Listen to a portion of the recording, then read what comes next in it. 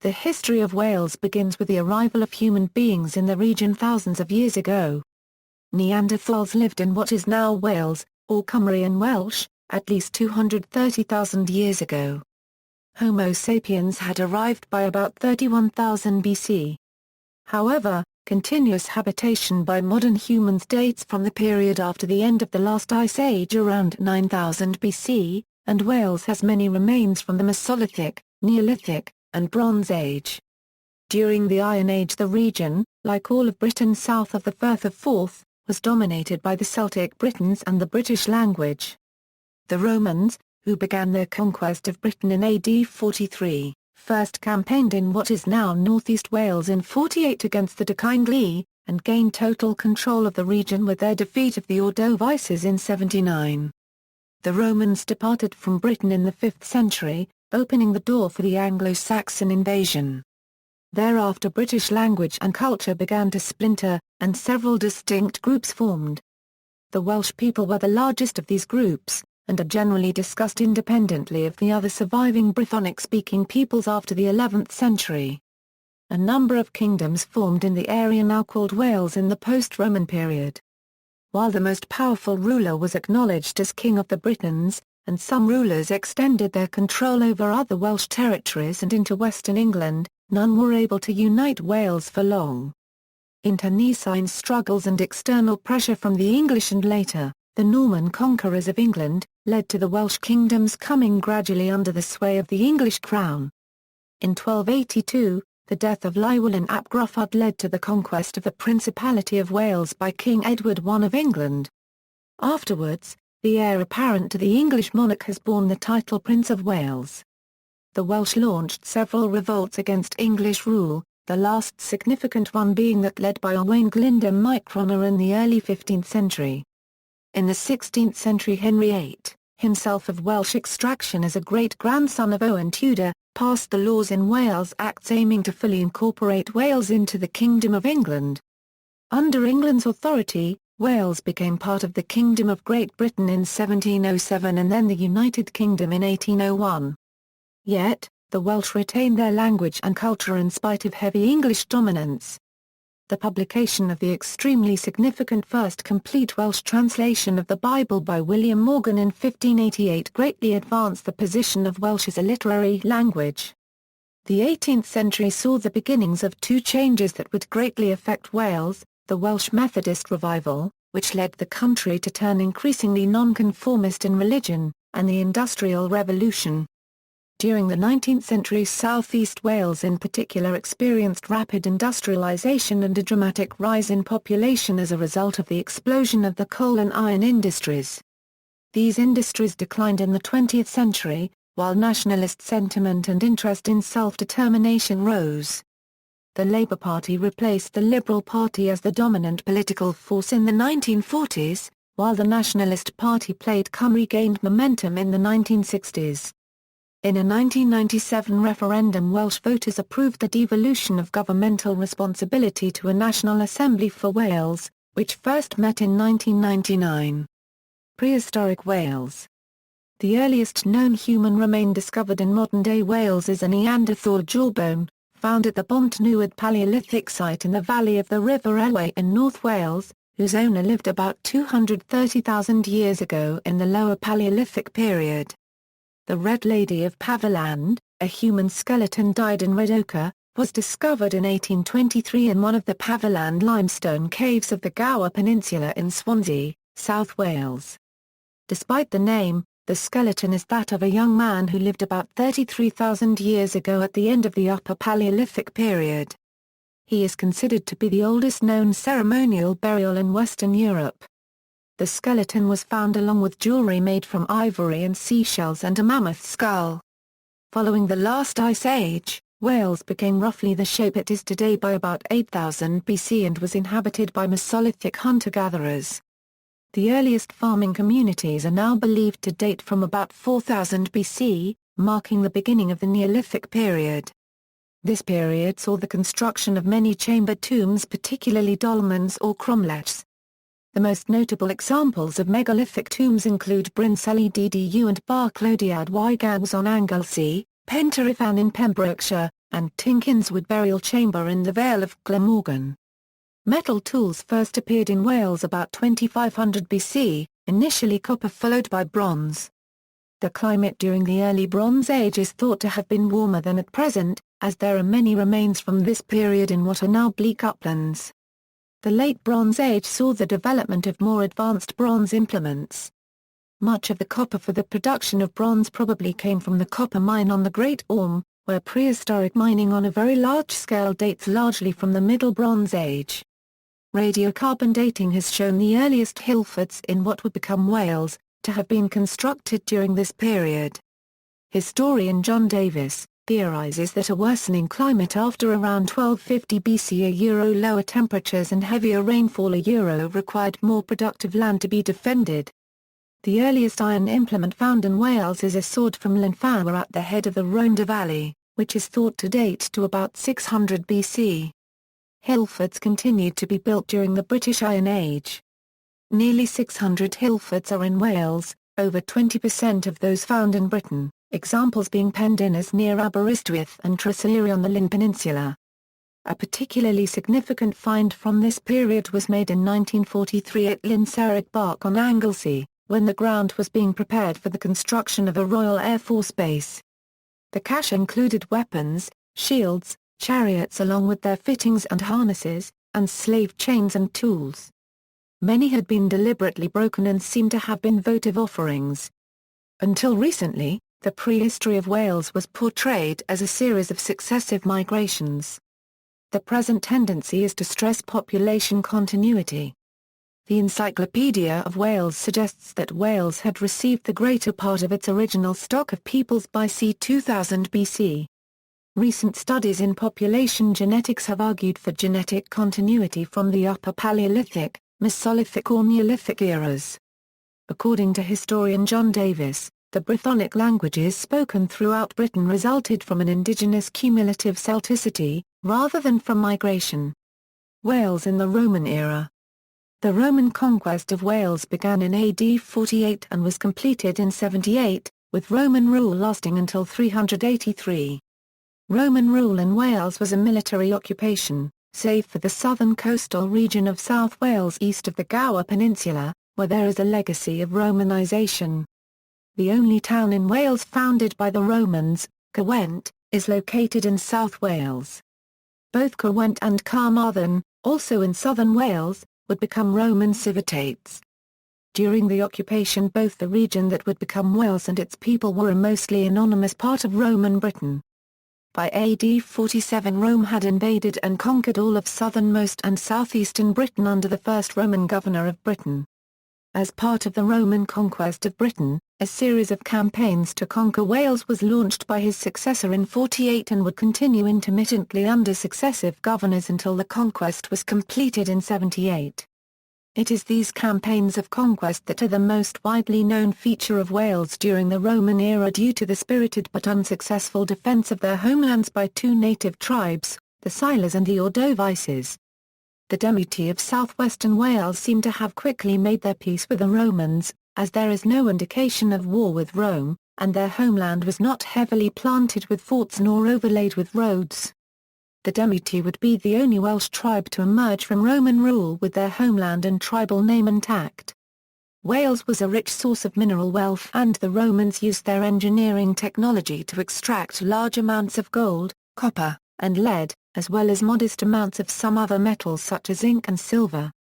When the mines were no longer practical or profitable, they were abandoned.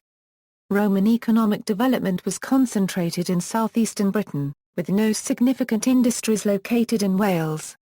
This was largely a matter of circumstance, as Wales had none of the needed materials in suitable combination, and the forested, mountainous countryside was not amenable to industrialisation. The year 383 denotes a significant point in Welsh history, remembered in literature and considered to be the foundation point of several medieval royal dynasties. In that year the Roman general Magnus Maximus would strip all of western and northern Britain of troops and senior administrators and launch a successful bid for imperial power, continuing to rule Britain from Gaul as emperor. Having left with the troops and Roman administrators, and planning to continue as the ruler of Britain in the future, His practical course was to transfer local authority to local rulers. Welsh legend provides a mythic story that says he did exactly that. In the story of Breuddwyd Max yn Wledig, he is Emperor of Rome and marries a wondrous British woman, telling her that she may name her desires, to be received as a wedding portion. She asks that her father be given sovereignty over Britain, thus formalizing the transfer of authority from Rome back to the Britons themselves. The marriage also makes possible British descendants, a point not lost on medieval kings. The earliest Welsh genealogies give Maximus the role of founding father for several royal dynasties, including those of Powys and Gwent, a role he also played for the rulers of medieval Galloway in Scotland, home to the Roman-era Novantae, whose territory was also made independent of Roman rule by Maximus. He is given as the ancestor of a Welsh king on the Pillar of Eliseg, erected nearly 500 years after he left Britain, and he figures in lists of the 15 tribes of Wales. Tradition holds that following the Roman departure, Roman customs held on into the 5th century in southern Wales, and that is true in part. Gwent continued to be occupied, while Carmarthen was probably abandoned in the late 4th century. In addition, southwestern Wales was the tribal territory of the Demetae, who had never become thoroughly Romanized. An influx of settlers from southeastern Ireland had taken place in the late 4th century, both in northern Wales and in the entire region of southernmost and southwestern Wales under circumstances that are still poorly understood, and it seems far-fetched to suggest that they were ever Romanized. Indeed, aside from the many Roman-related finds along the southern coast and the fully Romanized area around Gwent, Roman archaeological remains in Wales consist almost entirely of military roads and fortifications. Post-Roman Wales and the Age of the Saints, 411 700. When the Roman garrison of Britain was withdrawn in 410, the various British states were left self-governing. Evidence for a continuing Roman influence after the departure of the Roman legions is provided by an inscribed stone from Gwynedd dated between the late 5th century and mid-6th century commemorating a certain Ceintioryx who was described as a citizen of Gwynedd and a cousin of Maglos the magistrate. There was considerable Irish colonisation in Dyfed in southwest Wales, where there are many stones with Alm inscriptions. Wales had become Christian, and the Age of the Saints was marked by the establishment of monastic settlements throughout the country, by religious leaders such as Saint David, Eiltard and Turilo. One of the reasons for the Roman withdrawal was the pressure put upon the empire's military resources by the incursion of barbarian tribes from the east. These tribes, including the Angles and Saxons, who later became the English, were unable to make inroads into Wales except possibly along the Severn Valley as far as Llanidloes. However, they gradually conquered eastern and southern Britain. At the Battle of Chester in 616, the forces of Powys and other British kingdoms were defeated by the Northumbrians under Æthelfrith, with King Selif ap Cynan among the dead. It has been suggested that this battle finally severed the land connection between Wales and the kingdoms of the Hen Ogledd, the Brythonic-speaking regions of what is now southern Scotland and northern England, including Rheged, Strathclyde, Elmet and Gododin, where Old Welsh was also spoken. From the 8th century on, Wales was by far the largest of the three remnant Brythonic areas in Britain, the other two being the Hen Ogledd and Cornwall. Wales was divided into a number of separate kingdoms, the largest of these being Gwynedd in northwest Wales and Powys in East Wales.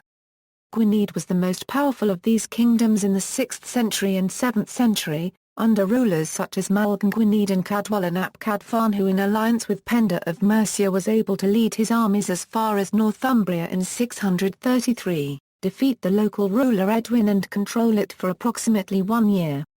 When Cadwallon was killed in battle by Oswald of Northumbria, his successor Cadfan ap Cynfeddw also allied himself with Penda against Northumbria, but thereafter Gwynedd, like the other Welsh kingdoms, was mainly engaged in defensive warfare against the growing power of Mercia.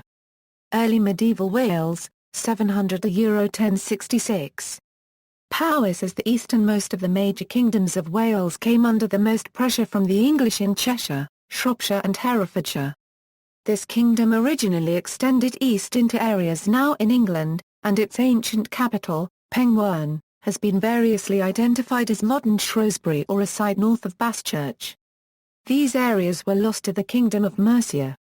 The construction of the earthwork known as Offa's Dyke may have marked an agreed border. For a single man to rule a whole country during this period was rare.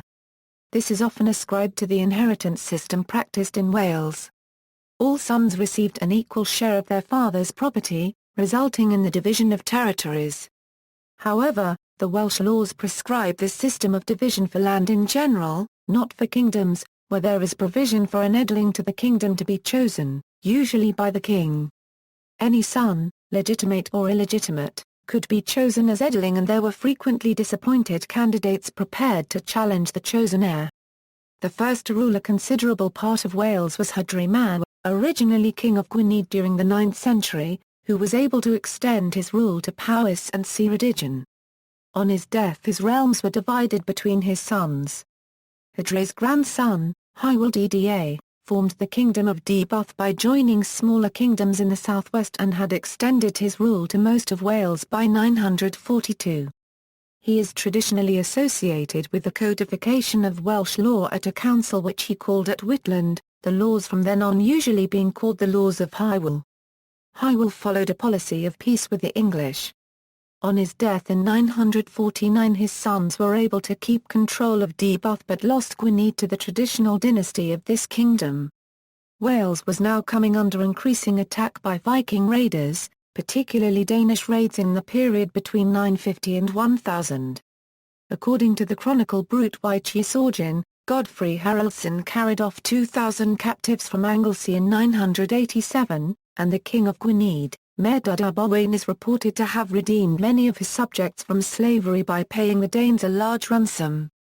Gruffydd ap Llywelyn was the next ruler to be able to unite most of the Welsh kingdoms under his rule. Originally king of Gwynedd, by 1055 he was ruler of almost all of Wales and had annexed parts of England around the border. However, he was defeated by Harold Godwinson in 1063 and killed by his own men. His territories were again divided into the traditional kingdoms.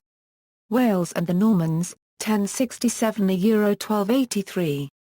At the time of the Norman conquest of England in 1066, the dominant ruler in Wales was Bleddyn ap Cynfyn, who was king of Gwynedd and Powys. The initial Norman successes were in the south, where William Fitz-Osbern overran Gwent before 1070. By 1074 the forces of the Earl of Shrewsbury were ravaging Deheubarth. The killing of Bleddyn ap Cynfyn in 1075 led to civil war and gave the Normans an opportunity to seize lands in North Wales. In 1081 Gruffydd ap Cynan, who had just won the throne of Gwynedd from Trajan ap Caradog at the Battle of Mynyd Carn, was enticed to a meeting with the Earl of Chester and Earl of Shrewsbury and promptly seized and imprisoned, leading to the seizure of much of Gwynedd by the Normans. In the south William the Conqueror advanced into Dyfed, founding castles and mints at St David's and Cardiff. Rhys ap Tewdwr of Deheubarth was killed in 1093 in Brythonic, and his kingdom was seized and divided between various Norman lordships. The Norman conquest of Wales appeared virtually complete. In 1094 however there was a general Welsh revolt against Norman rule, and gradually territories were won back. Gruffydd ap Cynan was eventually able to build a strong kingdom in Gwynedd. His son, Owain Gwynedd, allied with Gruffydd ap Rhys of Deheubarth, won a crashing victory over the Normans at the Battle of Crug Mawr in 1136 and annexed Ceredigion. Owain followed his father on the throne of Gwynedd the following year and ruled until his death in 1170. He was able to profit from disunity in England, where Stephen of Blois and the Empress Matilda were engaged in a struggle for the throne, to extend the borders of Gwynedd further east than ever before. Powys also had a strong ruler at this time in Madog ap Medard, but when his death in 1160 was quickly followed by the death of his heir, Llywelyn ap Madog, Powys was split into two parts and never subsequently reunited. In the south, Gruffydd ap Rhys was killed in 1137, but his four sons, who all ruled Deheubarth in turn, were eventually able to win back most of their grandfather's kingdom from the Normans. The youngest of the four, Rhys ap Gruffydd, ruled from 1155 to 1197. In 1171 Rhys met King Henry II and came to an agreement with him whereby Rhys had to pay a tribute but was confirmed in all his conquests and was later named Justiciar of South Wales. Rhys held a festival of poetry and song at his court at Cardigan over Christmas 1176, which is generally regarded as the first recorded Eisteddfod. Owain Gwynede's death led to the splitting of Gwynedd between his sons, while Rhys made Deheubarth dominant in Wales for a time.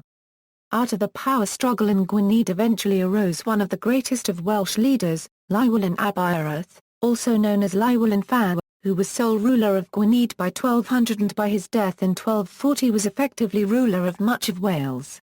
Llywelyn made his capital and headquarters at Abergwyngredyn on the north coast, overlooking the Menai Strait. His son Dafydd ap Llywelyn followed him as ruler of Gwynedd, but King Henry III of England would not allow him to inherit his father's position elsewhere in Wales.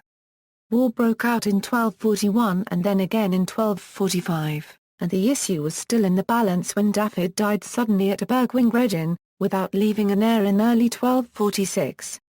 Llywelyn the Great's other son, Gruffydd had been killed trying to escape from the Tower of London in 1244.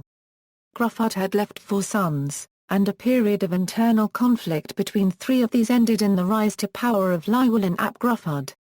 The Treaty of Montgomery in 1267 confirmed Llywelyn in control, directly or indirectly, over a large part of Wales.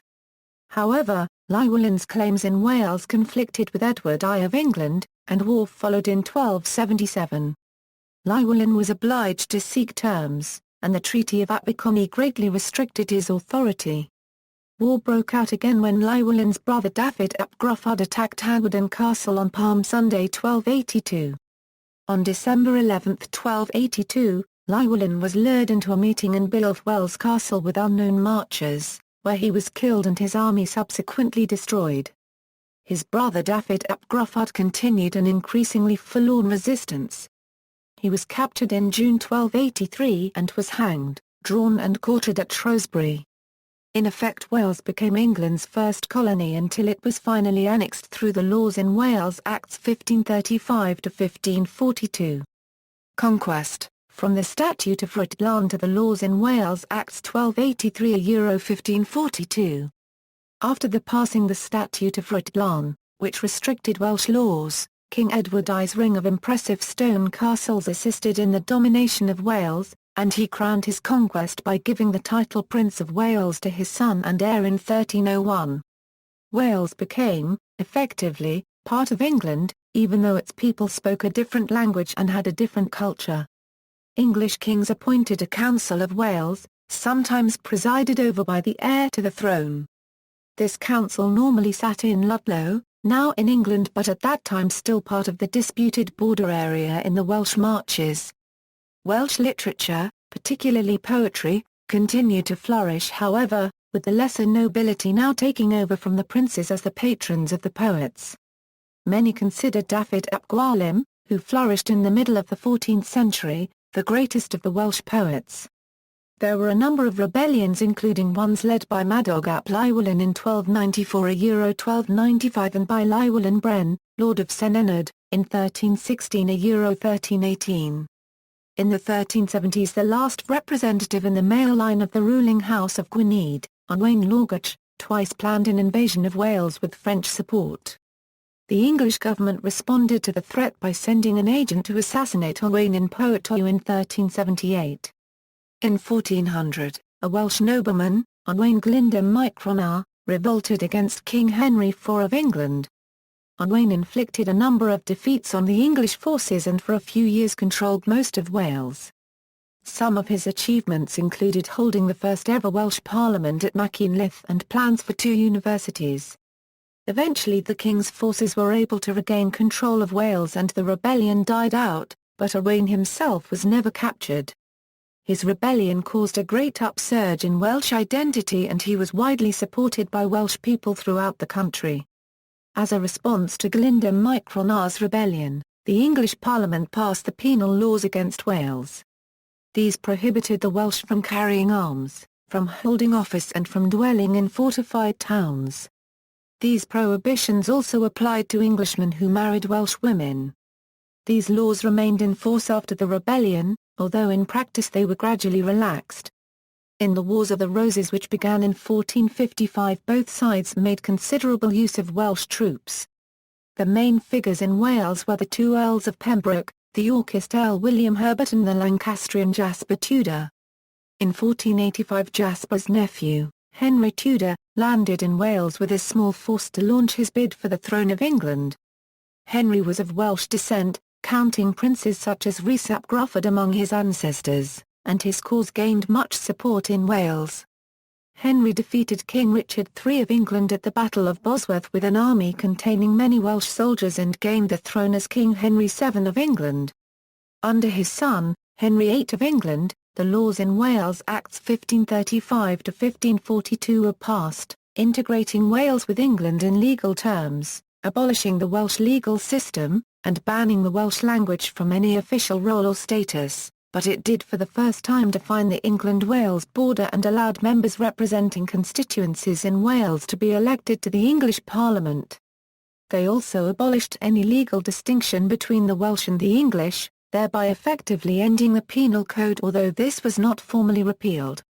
Early modern period, following Henry VIII's break with Rome and the Pope, Wales for the most part followed England in accepting Anglicanism, although a number of Catholics were active in attempting to counteract this and produced some of the earliest books printed in Welsh. In 1588 William Morgan produced the first complete translation of the Welsh Bible. Morgan's Bible is one of the most significant books in the Welsh language, and its publication greatly increased the stature and scope of the Welsh language and literature. Wales was overwhelmingly royalist in the Wars of the Three Kingdoms in the early 17th century, though there were some notable exceptions such as John Jones Mercy Garned and the Puritan writer Morgan Llwyd. Wales was an important source of men for the armies of King Charles I of England, though no major battles took place in Wales. The Second English Civil War began when unpaid parliamentarian troops in Pembrokeshire changed sides in early 1648. Colonel Thomas Houghton defeated the Royalist rebels at the Battle of St Fagans in May, and the rebel leaders surrendered to Cromwell on July 11 after the protracted two-month siege of Pembroke. Education in Wales was at a very low ebb in this period, with the only education available being in English while the majority of the population spoke only Welsh. In 1731 Griffith Jones started circulating schools in Carmarthenshire, held in one location for about 3 months before moving to another location. The language of instruction in these schools was Welsh. By Griffith Jones' death, in 1761, it is estimated that up to 250,000 people had learned to read in schools throughout Wales. The 18th century also saw the Welsh Methodist revival, led by Daniel Rowland, Howell Harris and William Williams Pantycelyn. In the early 19th century the Welsh Methodists broke away from the Anglican Church and established their own denomination, now the Presbyterian Church of Wales. This also led to the strengthening of other nonconformist denominations, and by the middle of the 19th century Wales was largely nonconformist in religion. This had considerable implications for the Welsh language as it was the main language of the nonconformist churches in Wales. The Sunday schools, which became an important feature of Welsh life, made a large part of the population literate in Welsh, which was important for the survival of the language as it was not taught in the schools. The end of the 18th century saw the beginnings of the Industrial Revolution, and the presence of iron ore, limestone and large coal deposits in southeast Wales meant that this area soon saw the establishment of ironworks and coal mines, notably the Cyfarthfa Iron Works and the Dowlais Iron Works at Merthyr Tydfil. Modern history. The modern history of Wales starts in the 19th century when South Wales became heavily industrialised with ironworks. This, along with the spread of coal mining to the Cynon and Rhondda valleys from the 1840s, led to an increase in population. The social effects of industrialisation resulted in armed uprisings against the mainly English owners. Socialism developed in South Wales in the latter part of the century, accompanied by the increasing politicisation of religious nonconformism. The first Labour MP, Keir Hardie, was elected as junior member for the Welsh constituency of Merthyr Tydfil and Aberdare in 1900. The first decade of the 20th century was the period of the coal boom in South Wales, when population growth exceeded 20%. Demographic changes affected the language frontier. The proportion of Welsh speakers in the Rhondda Valley fell from 64% in 1901 to 55% 10 years later, and similar trends were evident elsewhere in South Wales. The Labour Party replaced the Liberals as the dominant party in Wales after the First World War, particularly in the industrial valleys of South Wales. Plaid Cymru was formed in 1925, but initially its growth was slow and it gained few votes at parliamentary elections. Industries, particularly the coal industry, declined after the Second World War. By the early 1990s there was only one deep pit still working in Wales. There was a similar decline in the steel industry, and the Welsh economy, like that of other developed societies, became increasingly based on the expanding service sector. In May 1997, a Labour government was elected with a promise of creating devolved institutions in Scotland and Wales. In late 1997 a referendum was held on the issue which resulted in a yes vote. The Welsh Assembly was set up in 1999 and possesses the power to determine how the government budget for Wales is spent and administered. The results of the 2001 census showed an increase in the number of Welsh speakers to 21% of the population aged 3 and older, compared with 18.7% in 1991 and 19.0% in 1981. This compares with a pattern of steady decline indicated by census results during the 20th century. The 2011 census showed that decline to have resumed. Though still higher than in 1991, the number of people aged 3 and over able to speak Welsh in Wales decreased from 582,000 in 2001, to 562,000 in 2011. The Government of Wales Act 2006 is an act of the Parliament of the United Kingdom that reformed the National Assembly for Wales and allows further powers to be granted to it more easily. The Act creates a system of government with a separate executive drawn from and accountable to the legislature. Following a successful referendum in 2011 on extending the law-making powers of the National Assembly, it is now able to make laws, known as Acts of the Assembly, on all matters in devolved subject areas, without needing the UK Parliament's agreement. See also, British military history, History of the United Kingdom, List of Anglo-Welsh Wars, Red Dragon. Notes. References. External links, Royal Commission on the Ancient and Historical Monuments of Wales, Gathering the Jewels, the website for Welsh Cultural History, BBC History Wales, Welsh History National Grid for Learning. Info Britain Wales, History and Ancestry pages on Wales.com.